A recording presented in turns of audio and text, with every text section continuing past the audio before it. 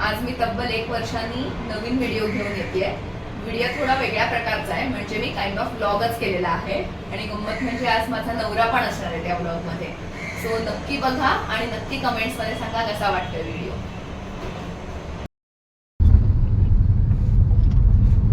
Hello, आज आहे माझ्या बायकोचा बर्थडे, म्हणजे हिचा बर्थडे. आणि आज आम्ही ठरवलंय की आम्ही तो वेगळ्या पद्धतीने सेलिब्रेट करणार आहोत. सो मी तिला सरप्राईज दिलेलं आहे आणि आज आम्ही कव्हर करणार आहोत दादरमधले सगळे जुने महाराष्ट्रीयन किंवा मराठमोळे food joints. So stay tuned. Thank you.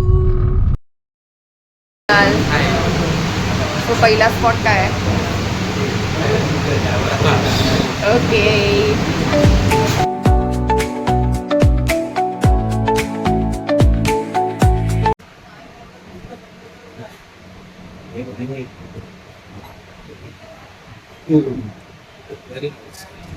Crispy.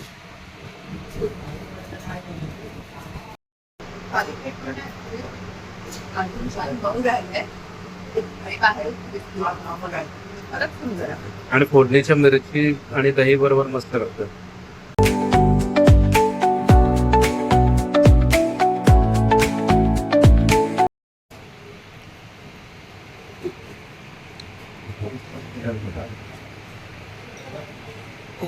चांगलंय.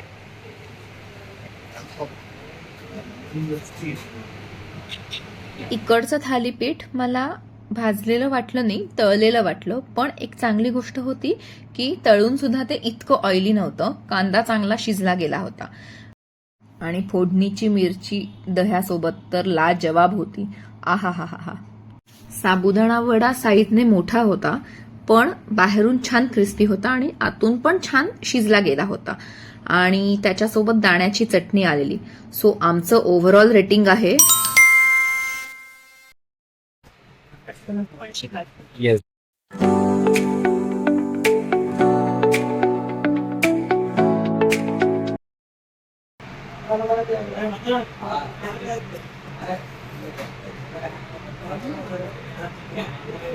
खाल्ल्यावर अजून मस्त लागते. म्हणजे एकदम सुरुवातीला किती नव्हते वाटली, तेव्हा प्रॉपर चावली जेव्हा स्वामी राहते.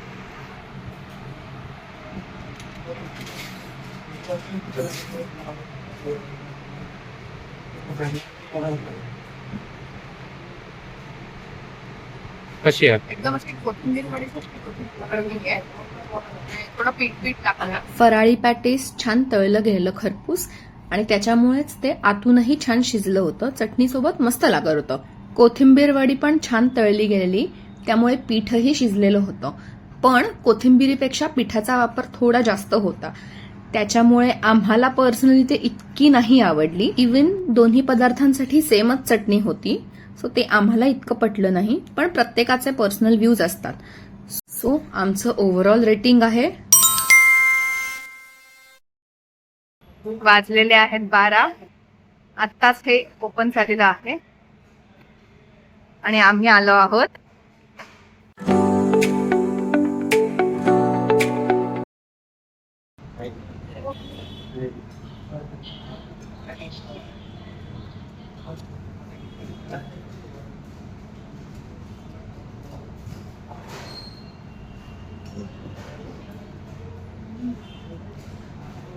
लसूण चटणी मस्त लागतं.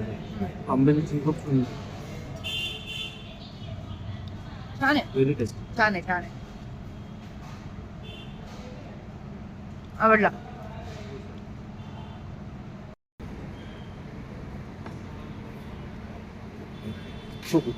ट्राय कर. मस्त.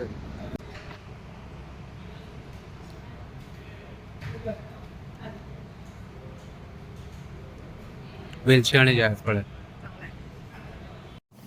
ऑलरेडी 2 ठिकाणी खाऊन झाल्यामुळे आमच्या पोटात जास्त जागाच नव्हती, त्यामुळे आम्ही एकच वडा आणि एकच पियुष असंच दोघांमध्ये शेअर केलं.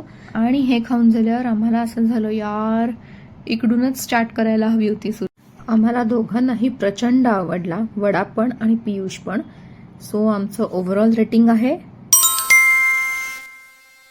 नंतर आम्ही सिद्धिविनायकला जाऊन गणपती बाप्पाचं दर्शन घेतलं आणि त्यानंतर हॅलो, हॅलो. आता कुठे? आता इट्स अशोक वडापाव. चला बघूया.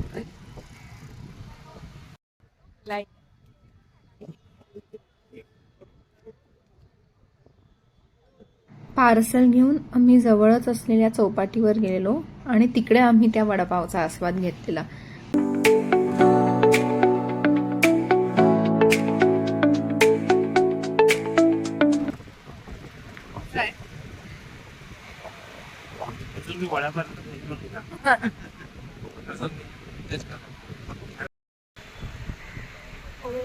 माझा ऑनेस्ट रिव्ह्यू आहे.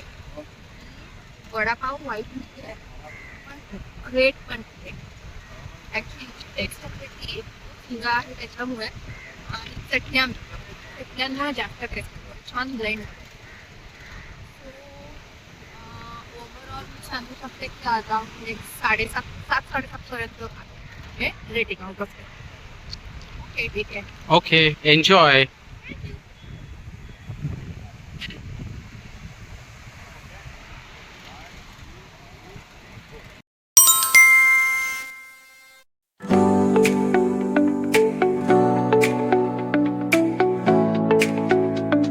हॅलो.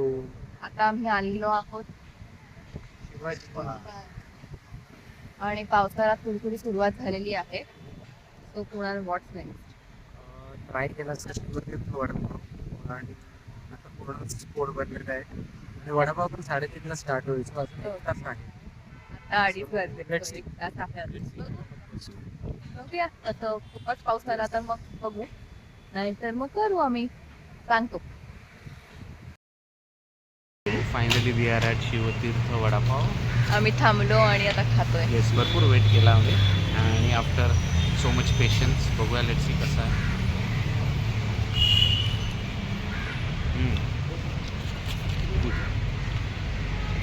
आपलं जसं नॉर्मल वडापाव असतो तसा like no nonsense vada pav I would say. Vada pav नॉर्मलच होता पण अजिबात हायजेनिक नव्हता आणि तो सगळी प्रोसेस आमच्या समोरच करत असल्यामुळे ते जास्त जाणवत होतं.